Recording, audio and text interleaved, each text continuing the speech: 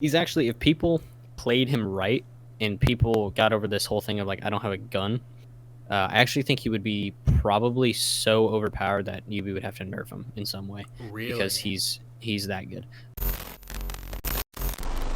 So here I am with Wasp, the coach of now NBA, formerly Vipers, um, which this is take two of the interview due to various troubles. So now we're here. Wasp, thanks for coming on. How are you doing today? Thanks for having me. I'm doing good. It was a long day, but I'm glad to be home. It's Friday. Could sit down. Today Nice. is Friday in California. Yep. So I guess we'll start with the new roster because that was announced last night. NBA, it's Poison, Spiker, Creators, Maxley, and Reverse. And Reverse and Spiker are the two new pickups. Just give me some thoughts on this process because post SCS this was looking like a very different roster than what it is now. Yeah. I think I'll say first off, I think the roster we have now can be and probably will be our most successful roster ever. We bring in these two new guys. I mean, Spiker's been crazy forever, but he's just, like pretty freshly turned 18. Yeah. He was like on IF for like a week and then just went back to AA. So then now he's with us. And then Reverse, obviously, it's his first time in T2. He's 18 not too long ago, if I'm not mistaken, but also he kind of showed up like really prominently in the scene. He kind of had that Newers run where it was like everybody discovers who he is, then he shoots the top in like, span of like a couple months. Yeah. And so it's been really exciting to be watching these players. Do you want me to go into the two players leaving and dropped If now, you like, later? we can talk about that now or later. Like, Okay, well, that's probably the first question that most people have, so I guess I can answer that. okay. So we had Twist and Nix leave our team. Twist decided that he wanted kind of a new environment. It wasn't anything bad. It was just sometimes things get stale after a while and you want to try something new. And so he decided to go and explore some options, which we were totally cool with. And Nick's great player, got nothing against him, just felt that it wasn't the right fit for like exactly what we needed, and we kind of also wanted a fresh start. So we let him go. All in good terms. We're all still cool. Nothing bad. No team beef or anything like that. So we decided we were going to look around at some players. We had, I want to say 8. We tried out 8 players, I think, and obviously settled on our 2. We were looking for, since we had Twistly, we were looking for a secondary breach or a flex. Kind of the way we run our team is basically 2 entries, a flex, and 2 supports. Or, well, sorry, let me restate that. We have 2 entries, 2 flex, and 1 like hard support. Yeah. And then those 2 flexes can switch to entries or hard supports, whatever it may be. So we were looking for someone who was really flexible and also was able to give the calling abilities of Nyx when needed, and then did the role of Twist. And then we were also looking for somebody really strong on firepower. So Yeah. we've changed. Max has always been our first entry, but our second entry has changed a few times. Initially it was Twist, and he went to hard breach when we put Tim on it. Our creators, I'll refer to him as Tim, so it's just Tim as creators for anyone who doesn't know. Tempo Tim. And then so it was Tim on that second entry, and then we switched it up when we had Drix, and then we dropped Drix, and then it was back to Tim. It's all that. So this time we really wanted Tim to be on a flex, and we really wanted to lock in another entry. So we were looking at predominantly entry players. It's not my right, nor should I or anyone mention who we tried out. Yeah, of course. Just out of respect for everybody. So, but I will say we tried out 8 players, and I will say that it was actually a really tough decision. Every one of the players played very well, and it made us every night, like pretty much every one of our scrims, we were like, oh, this is going to get harder and harder, because it was like, man, this person played great and this person played great, and almost everybody, at exclusion of just a few people, almost everybody had to get 2 or 3 different scrims to figure it out. So our selection process was definitely not quick, like we've made the mistake of in the past, throughout the last couple months. Yeah, that's good to hear though, because like we really ran on a good decision. Mm-hmm. Yeah, that's good to hear that there's so many good choices because Oh yeah, that's not always the case. Like sometimes you can be without any talent, any real good pickups. So having a glutton of talent is way better than the alternative. definitely. Tell me a little bit more about picking up Spiker because he was one of the main IGLs for Aerial Rise Academy, and now he's coming into Vipers, which already has Poison as an IGL. And then last time you mentioned that Creators has a lot of say in the team as well. Is there a worry that there's going to be too many cooks in the kitchen with Spiker joining in? Definitely not. So I can kind of like go over the way we run our team, Yeah. and it changes here and there just depending on how it goes. So we mainly picked up Spiker when I mentioned that we want to be able to call stuff. It's more that we have a primary IGL, but if someone sees an opportunity, they have the ability to come up with something and create an opening, create that IGL opportunity. They don't have to say, hey, Poison, here's this thing that we want to do, and then Poison creates the opportunity. They can say, all right, this is what we're doing. And so creating people in every single one of those roles is really important to us. Sticking with having Tim on the flex, he's able to kind of handle the entries when needed. And then Reverse and Max are obviously two very smart players, so that kind of helps that they know what they're doing too. And then Spiker can call stuff if he needed. He's really vocal. He's similar in ways to Twist with his really aggressive play style on his role, which is not super common to see. Usually your hard supports are not very aggressive, but when you have a really aggressive hard support that's wins his gunfights, it's really nice. So we added Spiker for the fact that he had the ability to call stuff. His gun skill was really good and he was aggressive. In his tryouts, he ran like 3 or 4 with us. I said every time that every single round he did something that really impressed me. Whether it was like one time I can mention is there was someone threw a grenade. I don't remember what map it was. Someone threw a grenade at a ceiling, so it would hit the floor you're on attack. Someone hit the ceiling, and he knew that someone was boxed in this room, and he was outside of that room. And a grenade hit behind this guy, and he knew that off that grenade blowing up, that guy was going to turn around to see where the grenade was. So as soon as that dude turned around, he ran and killed him. Nice. So like stuff like that is like and he thought of that in like half a second, and so stuff like that is really impressive and takes control of the round and everything like that. So he's been great. And then obviously Reverse, if people have been watching him, SCS, he went nuclear. For the SCS, he is still on the same reign of terror, and he will be for a long time. He's a very, very, very talented player, and people were kind of joking about it. It was like him and Max on the same team.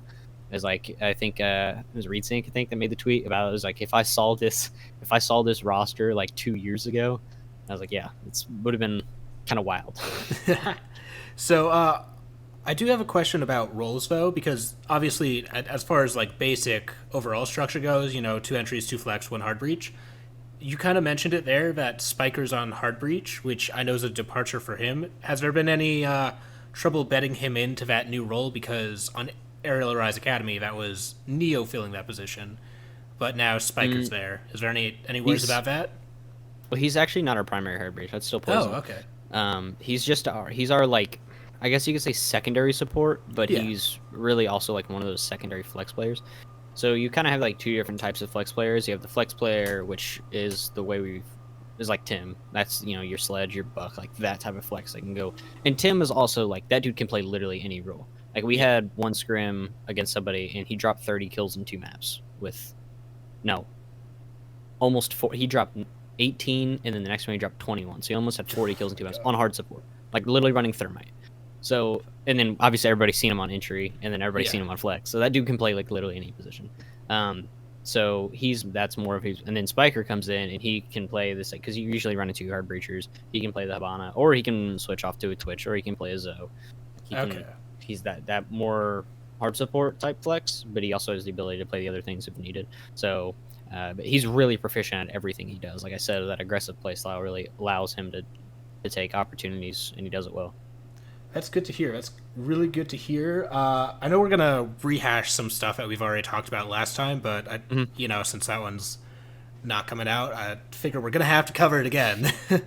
So, Poison as an IGL, like, what does he do, and like what makes him so strong in the role? Because he is kind of viewed as, you know, Mr. B's out in about to go into SI quals, and then right behind him is Mr. P, Mr. Poison. Right. I mean, he's really good at what he does. Like I said, we've also we've kind of got on him about his aim has not been like the greatest recently. Lost a lot of gunfights and stuff, and he's improved that pretty rapidly. So I think the next time that the world stage sees Poison, it's gonna be a very different Poison than you guys saw. I mean, he's still not Shaiko, but he's improved a lot. So Yeah. it's a really good thing to see. Like top reg in some maps type thing. So. He's improved a lot in that category, which makes him even more scary, but he's also just a very, very smart and fast-thinking player. There's not a lot of times where he's like, hold on, I got to think of something. He's given an opportunity, and within seconds he can create something, and he can create something out of nothing too. I mean, I've seen him pull together 2v5s, and it's not like I just go in and shoot the dude. Like, he actually structures it out. So he's a really Nice. smart player, and he thinks really fast. Thinking really fast and thinking really smart allows the rest of your team to create opportunities or think of other things. And he's always down to, like, if someone's like, wait, I think this might work too, he's like, all right, we're going to go off what he said. Here's the new plan. And then does that entirely. And it works a lot of the time. So he's just a very, very smart player.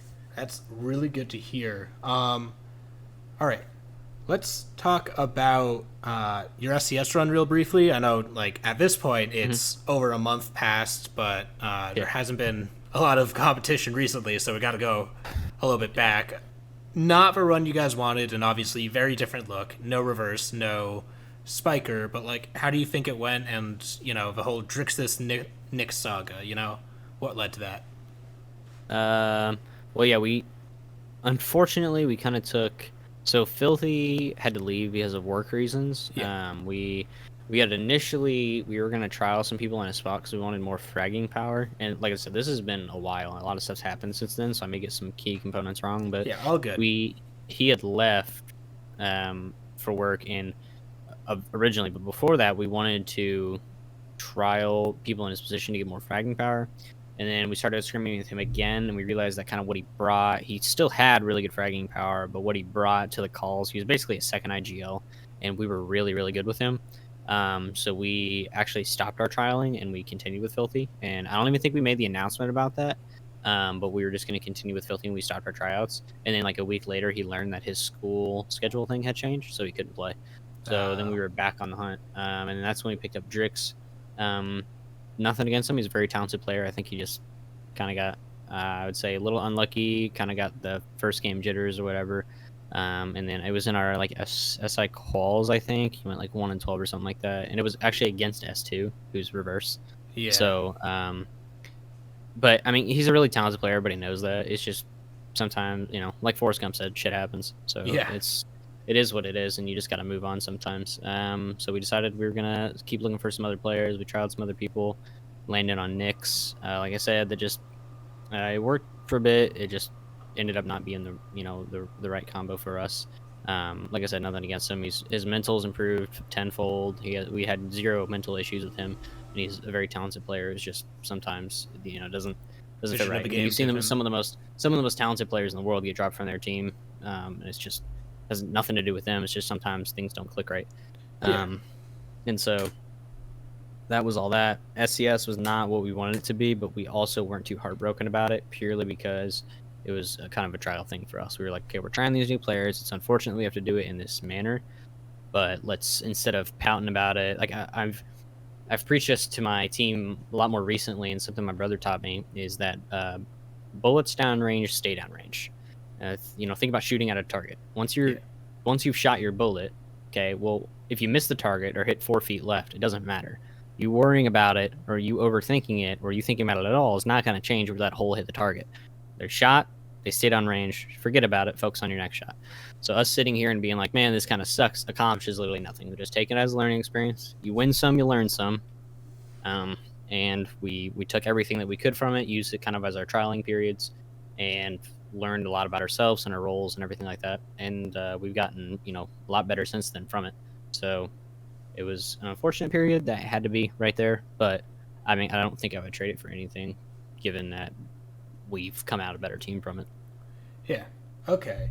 And so, talking about coming out of SCS as a better team, I know, like, whatever Ubisoft has planned for T2 in the future post SI, not public, probably not a lot of information about that, but like, what, at least right now, what is your team? What is NBA aiming towards in the future? Because I know it can be hard to stay focused and keep that like grind going when you don't have a clear goal. So what is NBA's goal right now? We're kind of just hoping for the best. I mean, I can tell you on record right now, as well as everyone on my team, have heard literally nothing. Okay. Well, we've heard everything. We've heard nothing. I've heard, T2 isn't happening. I've heard we're getting like these minors, and it's going to be even more advanced, and it's going to have even a bigger prize pool. Which I don't. The game's dying, so I don't see any way that that's true. I've heard that we're getting franchised again. I mean, I've heard literally everything. Okay. My bet, if I had to place money on it, and this is literally off nothing but my own speculation and my own guessing, is that we will have a CL as normal, but once again could be really wrong. Look at how many teams. I don't even know. So many teams disbanded after last. I think there's only like 6 designated CL teams when there should be 10. So I have no idea how that's going to look. Okay. And taking out, I was very, very against taking out relegation. I think it's one of the worst decisions Ubisoft has ever made. Completely disincentivizes people who are in harder positions. I mean, I can count on one hand the amount of, probably less than one hand, half a hand, the amount of support staff that would have gone to Pro League from just getting picked up and not going through, like the relegation route. So it kind of makes it harder for people like in my position, which I'm not even old enough to go to Pro League, so it doesn't matter for me. But Yeah. for other people, I feel bad, and people like in the support staff position, or sorry, the support player position, like the position Poison's in. Like I think Mr. B's been the first one in a long time that's kind of like gotten that T2 like look and been like, okay, we need this guy for Pro League. It's usually fractures. Yeah. And even then, is. he's struggling. He's still in RTV. Like Packer got picked up, but he's not even playing the same role he was doing on RTV, and that was like the RTV support player. So, well, yeah, we'll see how. I mean, I don't know. Yes, he'll play SI quals with them. I don't know anything. I'm telling you now. On record. Yeah. I'm not trying to... I don't know. I don't know anything. I would think it's crazy knowing the amount of teams that are openly trialing, like that are trialing players. I say the most I will say about what I know is what R6 leaks on Twitter posts, because that's everybody can see that. And if I'm just relaying what I see on that, then that's whatever, right? But as far as like, you have teams like Beast Coast basically nuking their whole roster, Parabellum basically nuking their whole roster. You see like literally everybody on Parabellum's getting trial in place for. So, and then some people getting dropped. I think they only officially have 3/5 of their roster according to Parabellum. Yeah. And then you look at I think there might be like 1 or 2 other teams that are like trialing players. So you look at that and you're like, it would actually be insane for Mr. B to not get picked up. I think it's kind of at least what I've heard and what I've seen is that Mr. B struggles in an environment where he's being forced to play a certain way, and he has to shape around a team instead of shaping a team around him. And I think when you just have a really good IGL, that's kind of just what happens. Like, you form a team around you. Look at these players that he's picked up that haven't been like the most known best players in the world. He's won CL and won everything. So I think he absolutely deserves his reign in Pro League, and he'll get it eventually. If it's not this time, it'll be next, and if not then after, it'll happen. Yeah, I'm a firm believer that like relegations are a good thing, because it allows these teams that come up together to like stay together when they get up there. And sometimes certain players need those environments. Like Giddy, on record, Fett and others have said like he's the backbone of the team, but you don't hear anyone like trying out Giddy, at least not nearly as publicly as some of these other posts get about like, oh, Mr. B's trying out for this NAL team and this NAL team. You hear nothing about that for Giddy, but on record, he's one of the most important pieces of a team. That's got to be worth something. But that's a different discussion. I guess where I want to take this now is what you look for in an IGL and what you think the role of a coach should be, and then we'll start closing out off those. So the role of an IGL, I don't know. There's kind of 2 ways that teams run nowadays. You have the very strict IGLing, which is the biggest thing I can give is Mr. B. Very Yeah. strict, tells everybody exactly what to do, how to play. And when you have really talented players who don't have the like a lot of experience, that works really well because they're focused on nothing but doing exactly what they're told and aiming. Doesn't mean they're not smart players, just means they don't have as much experience to think entirely on their own and for all the other teammates. And that can be a blessing and a curse sometimes. If you have good players that go good with that system, it works really well. So we've seen that implemented by him time and time again. Look at a team like ours. We have more experience, right? Max has been playing forever. Tim was obviously in Pro League for a couple years. Poison has been around forever. So we have more of that experience. So that super strict IGLing is not needed. That doesn't say we don't have an IGL. We do. It's Poison.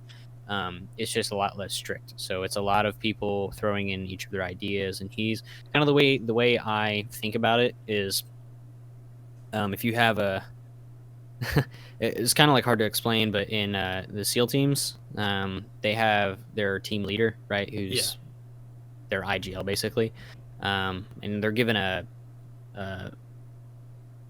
like a package, which is essentially like, okay, this is this person that you're gonna go kill or go capture, or whatever, and then they all as a team figure out how they're gonna go do it, right? And they all throw in these ideas, but then the team leader basically makes the final plan with what everybody does. So he makes the construction off of everybody's advice.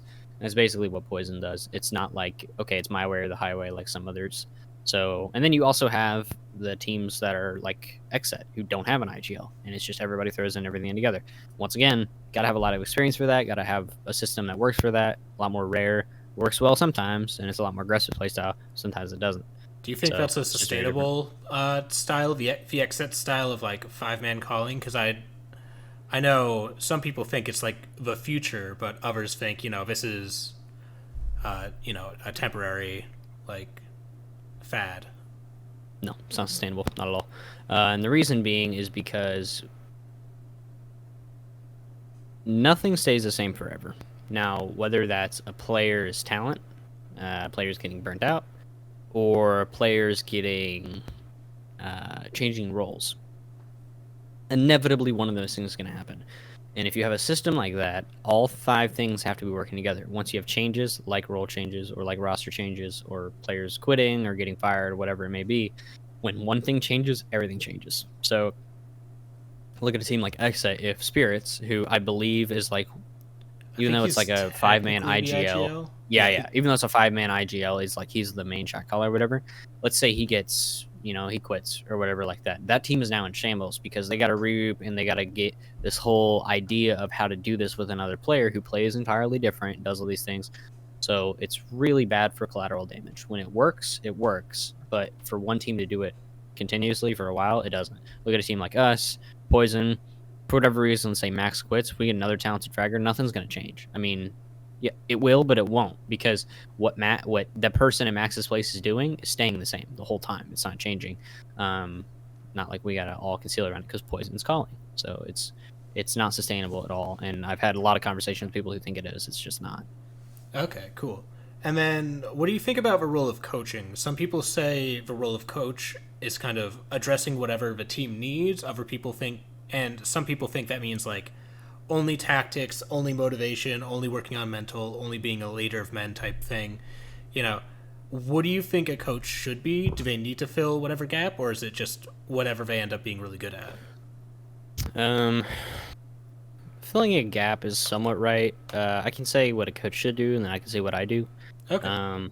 So a coach generally should be able to identify problems and then fix them.